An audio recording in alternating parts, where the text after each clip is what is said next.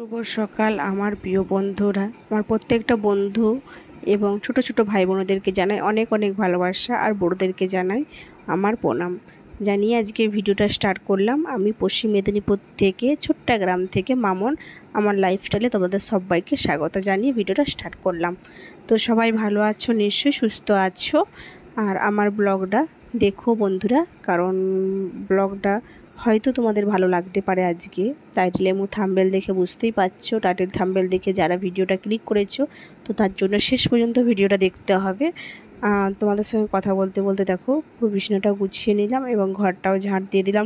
Table সব বাসন টাসন ধোয়া সব কমপ্লিট হয়ে গেছে।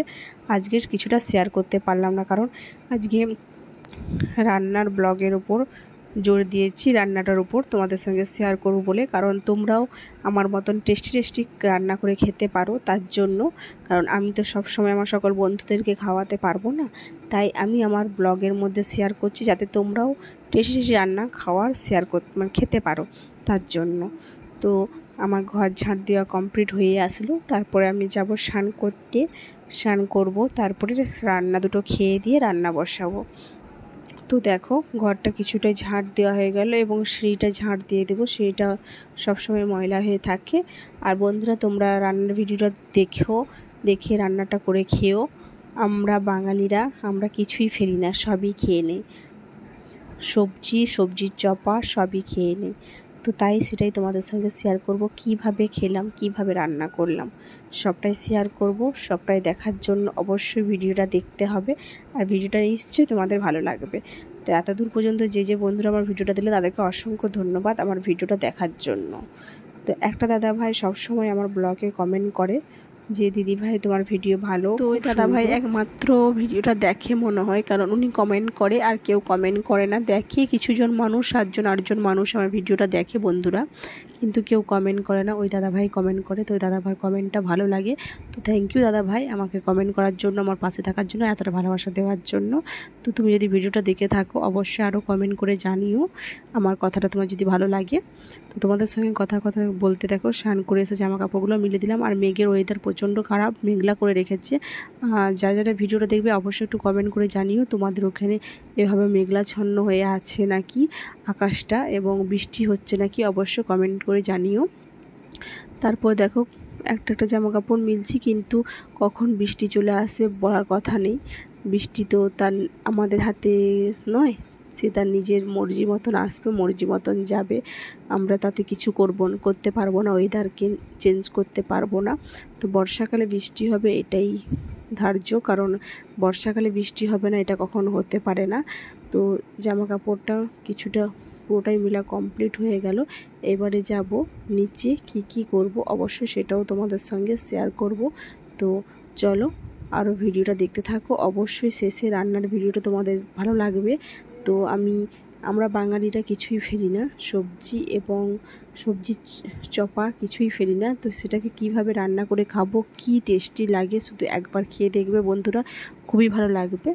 তো আমি তো রান্না করে খাই, তোমাদেরকে তো রান্না করে খাওয়াতে পারবো না, তাই ব্লগের মধ্যে শেয়ার করছি। তো চলো যাওয়া যাক।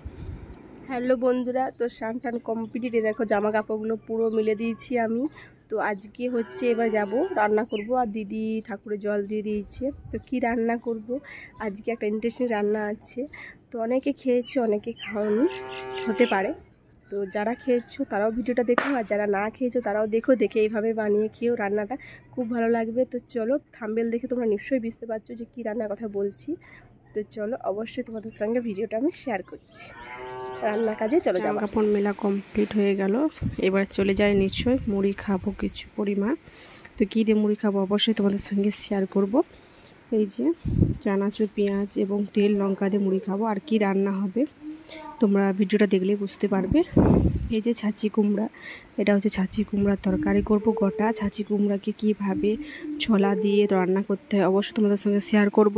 তো তোমরা দেখো, ভিডিওটা দেখলে নিশ্চয়ই ভালো লাগবে অবশ্যই। দেখো ছাঁচি কুমড়োগুলো পুরো সরু সরু আলু ভাজার মতন করে কেটে নিয়েছি, ছোট্ট ছোট্ট করে। এভাবে আলু ভাজার মতো সরু সরু করে কেটে কমপ্লিট করে নিয়েছি। আর আমি কেটেছিলাম তোমার ঝিঙার যে চপাগুলো থাকে সেগুলোকে দেখো কেটে রেখেছি ভালোভাবে। তো ওগুলাকে কি করব, শিলে ভালোভাবে বেটে নেব, মানে সিদ্ধ করে ভেজে ভালোভাবে বেটে নেব। তো ভিডিওটা দেখো, দেখলেই নিশ্চয়ই তোমরা বুঝতে পারবে।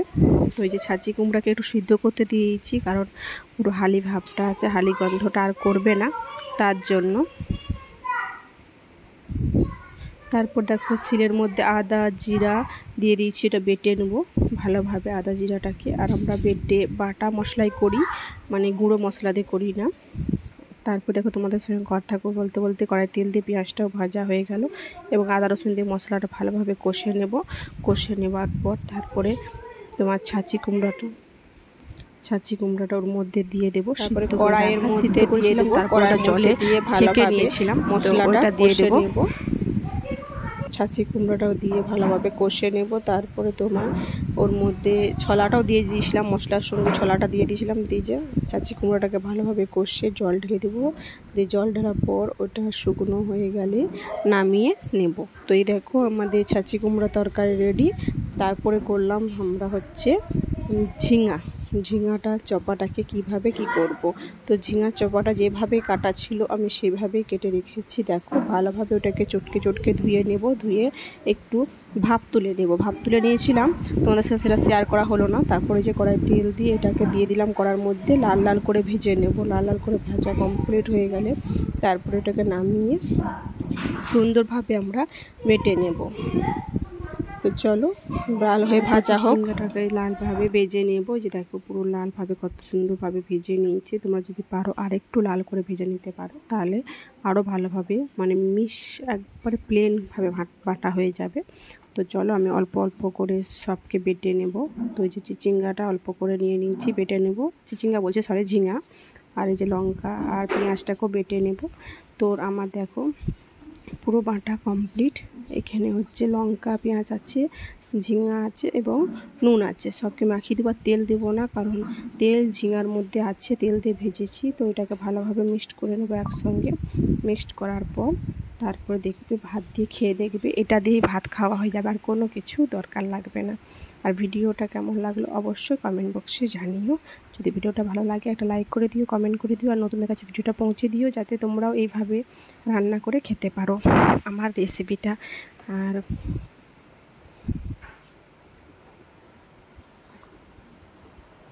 আর দেখতে খুব সুন্দর লাগছে দেখো। তারপরে দেখো রান্না কমপ্লিট, ছাদে চলে গেলাম জামা কাপড় তুলতে।